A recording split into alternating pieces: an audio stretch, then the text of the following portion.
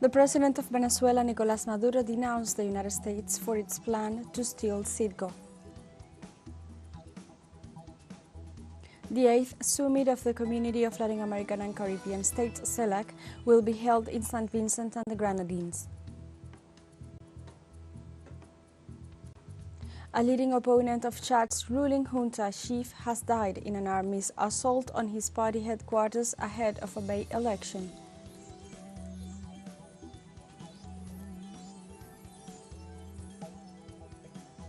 Hello and welcome to From the South. I'm Alejandra Garcia from teleSUR studios in Havana, Cuba. We begin with the news.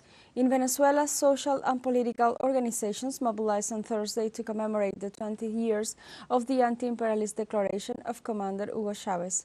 The great national caravan called La Furia Bolivariana, in which citizens remember this date as the date in which Commander Hugo Chávez reaffirmed the anti-imperialist character of the Bolivarian Revolution, with a massive mobilization that expresses the rejection to the economic blockade and the unilateral coercive measures implemented against the Venezuelan people by the United States.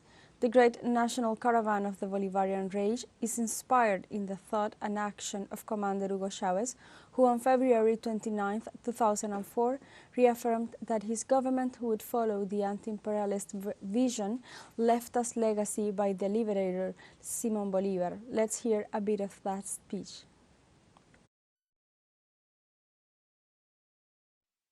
Ya han pasado casi 200 años.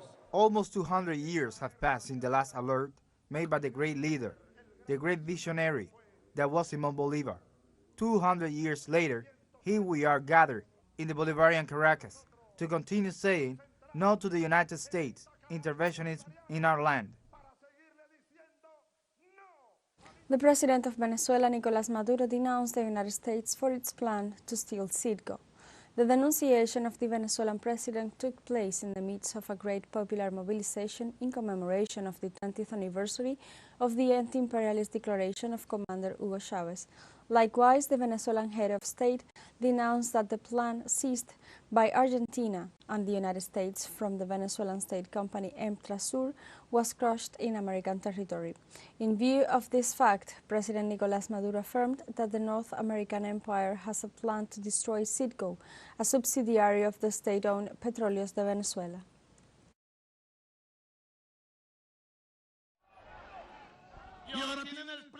And now they have a plan to dismember CITGO.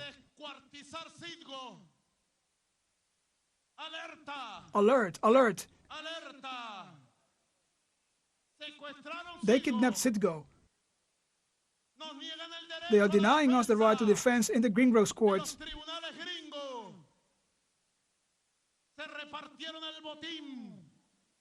They share the loot. Guaidó, Leopoldo López, Capriles, Machado, Ledesma.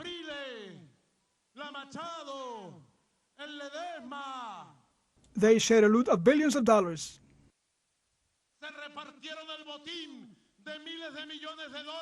They stole more than $5 billion in cash. CITGO costs at its current value more than $12 billion. And they have a plan, which I denounce here,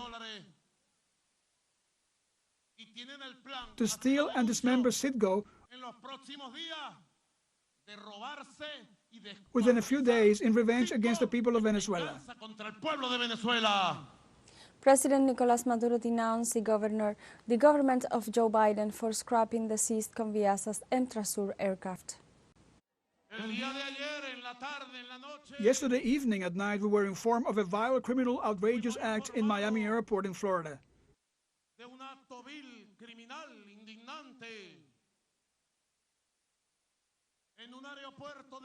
The vindictive, perverse gringo empire, with all its wickedness,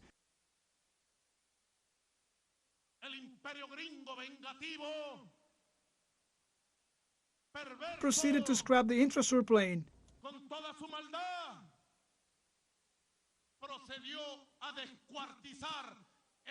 The Conviasa plane that was hijacked from us.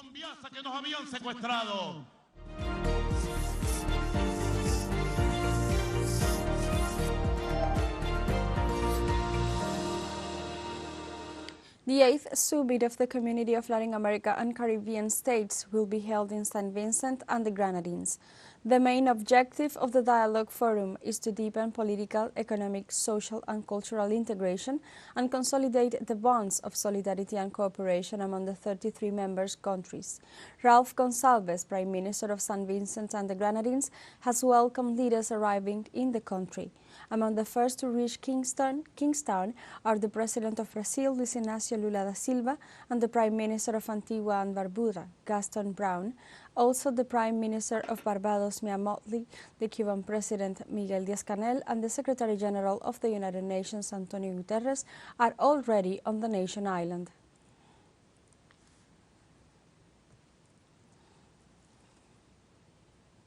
In Argentina, social activists gathered outside the National Congress in Buenos Aires to protest against the imposed neoliberal policies of Javier Milei administration when the lower chamber met to pass a food emergency plan amid reports of rising hunger.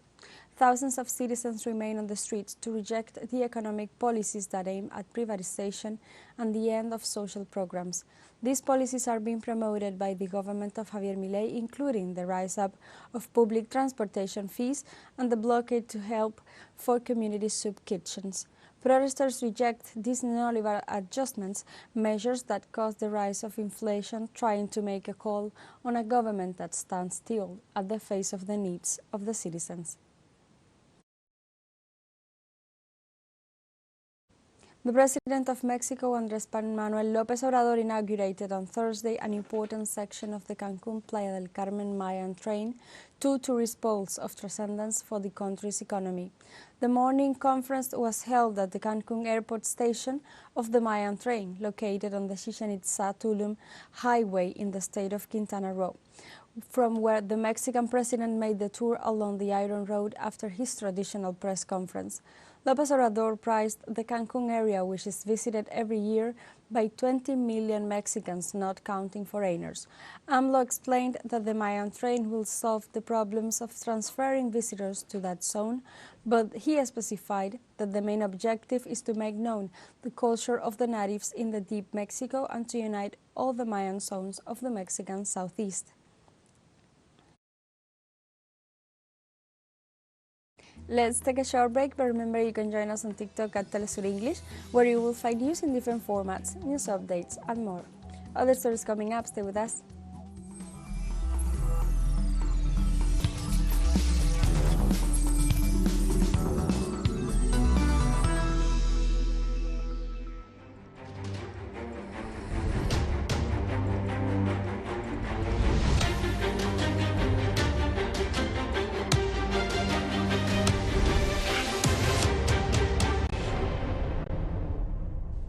Israeli occupation forces conducted a series of arrests over the last few hours across the occupied West Bank, apprehending at least 20 Palestinians. The Palestinian Prisoners Society and the Palestinian Prisoners Affairs Authority said in a joint press statement that the arrests primarily targeted Hebron, south of the West Bank, where 14 individuals were detained. According to the statements, additional arrests were reported in Ramallah, Bethlehem and Jerusalem. The note informed that the arrests were accompanied by widespread harassment, brutal beatings, threats against the detainees and their families, as well as extensive destruction and sabotage of citizens' homes. The two organizations pointed out that the total number of Palestinians arrested by Israeli occupation authorities since October 7th has risen to approximately 7,325.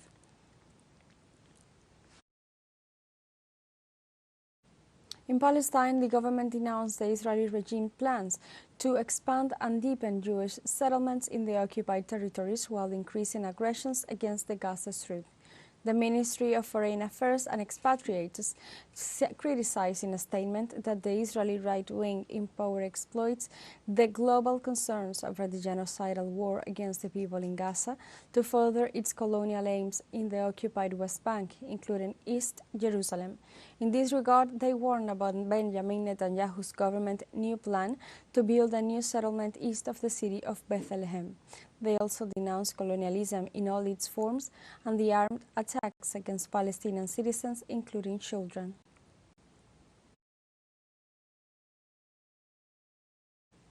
On Thursday, United Nations High Commissioner for Human Rights Volker Turk told the United Nations Human Rights Council in Geneva that Israel planned ground assault on Rafah in the Gaza Strip would contravene orders issued by the highest court of the United Nations. In this regard, the United Nations Human Rights Chief declared that the ground operation announced by the administration of Benjamin Netanyahu is inconsistent with the binding interim measures issued by the ICJ. It should be noted that on January 26th, the ICJ, while not ordering an immediate cessation of the war in Gaza, declared that Israel must prevent the commission of all acts linked to genocide. In turn, Israeli Prime Minister maintained his position on a land incursion in Rafah. For his part, Volker Turk reiterated that an Israeli ground attack on Rafah would take the nightmare being inflicted on more than 1.5 million people in Gaza to a new dimension. Today, the total number of people killed has exceeded 30,000. And tens of thousands of people are missing, many presumed buried under the rubble of their homes. This is carnage. Let me be absolutely clear and issue yet another stark warning. The prospect of an Israeli ground assault on Rafah would take the nightmare being inflicted on people in Gaza to a new dimension. Over 1.5 million people are sheltering in Rafah despite continuing bombardment, and it has become Gaza's humanitarian hub. Israeli Jewish and Arab activists rally in Tel Aviv to demand a ceasefire in the Gaza Strip and an end to the Israeli-Hamas war. We're here protesting again, not the first protest, against this war, calling for a ceasefire agreement that will stop the killing and destruction in Gaza and that will bring back the hostages alive to their families in Israel. We're doing so because we understand we need to fight for a future of no more death, of no more destruction, of no more wars and occupation. We need to understand that we hit an historic crossroads. It's either we are going into an internal war that will never stop, will move from one military operation to the other, or we're going to a diplomatic agreement, an Israeli-Palestinian peace. The Egyptian Defense Ministry releases footages showing humanitarian aid packages from Egypt and the United Arab Emirates being airdropped over the Gaza Strip. Egyptian Minister of Social Solidarity Niveen El-Kabab stated on Thursday that Egypt has sent nearly 200,000 tons of humanitarian aid to Gaza, accounting for 60% of the total aid from more than 37 countries. The United Arab Emirates, in joint cooperation with Egypt, has sent several packages of food and medical supplies to Gaza. On the other hand, aid agencies pointed out that despite the fact that aid packages are being sent continuously, famine is imminent in northern Strip.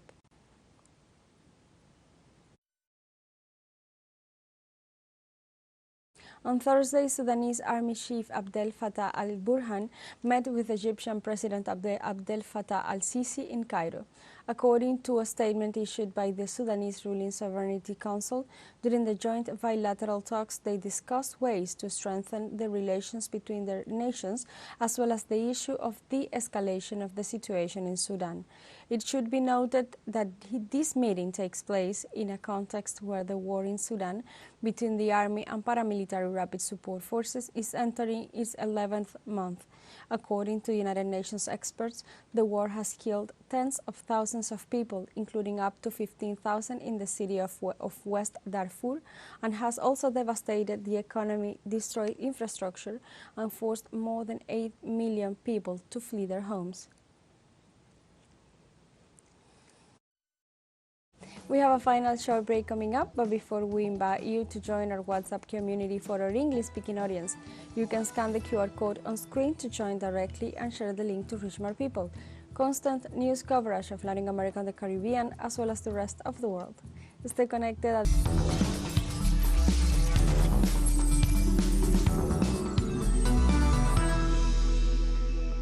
Welcome back. In Slovakia, the Constitutional Court on Thursday suspended part of the rules of the criminal reform proposed by the government and against which numerous protests took place in the Republic. President Zuzana Kapitova announced earlier that she signed a criminal law reform previously approved by the parliament, but as she did not agree with the proposed amendments, she would send the document to the Constitutional Court.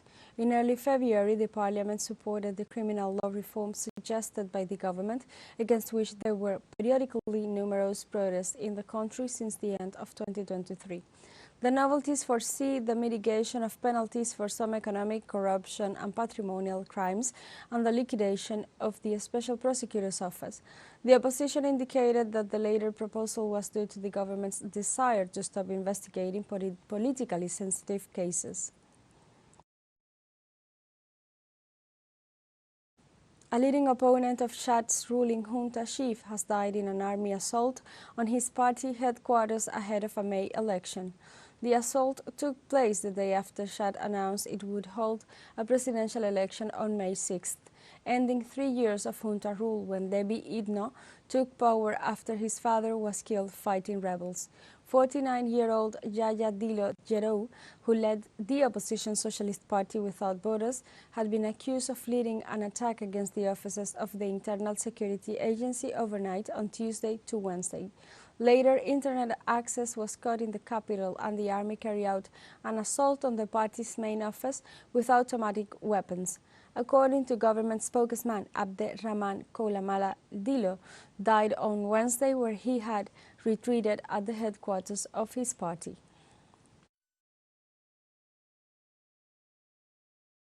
In Nigeria, local activists and international environmental groups demand government to delay the approval on the sale of oil company Shell's onshore assets, putting into light that Shell is trying to shirk its environmental and social responsibilities in the now highly polluted Niger Delta. The London-based company is trying to sell its subsidiary to a consortium of local companies for $2.4 million. In this regard, a Dutch non-profit research center released a report on Wednesday saying Shell shouldn't be allowed to divest in the Delta unless it takes legal responsibility for its years of pollution towards the river and ensures the safe decommissioning of abandoned oil infrastructure. Also, local citizens and activists are making demonstrations and sharing how their lives have been severely affected by the current water sources slaked with contaminants.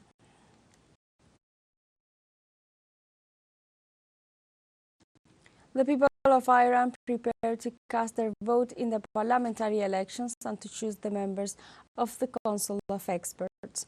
The Iranian Electoral Commission informed that the day will start with the process of obtaining votes for the 12th term of the parliament from early hours. As part of the process to guarantee the transparency of the elections, the Constitutional Council revealed that over 230,000 public observers will take part in the electoral supervision. To guarantee the people's participation, President Ebrahim Raisi highlighted the security mechanism as the cornerstone of the event. A spokesman for the Electoral Commission assured that some districts will have the activation of electronic voting.